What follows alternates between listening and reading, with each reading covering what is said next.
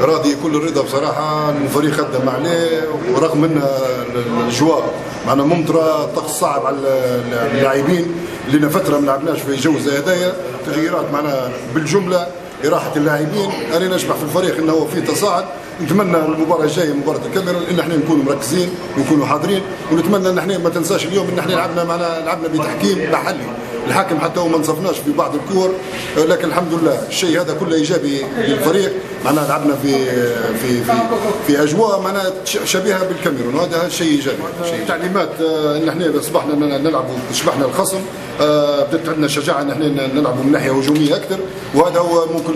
وحتى التغييرات سواء جمال او محمد المنير اعطوه الاضافه، والحمد لله الفريق كان مركز.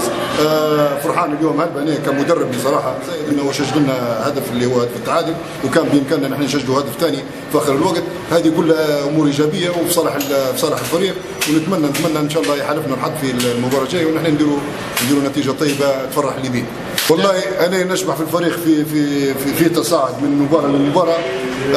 اللي نتمناه انا كمدرب ان احنا زي ما قلت لك تعطينا الكره ويحالفنا الحظ وان احنا نربحوا المباراه ان شاء الله، رغم انها مباراه ما هي سهله، مباراه صعبه.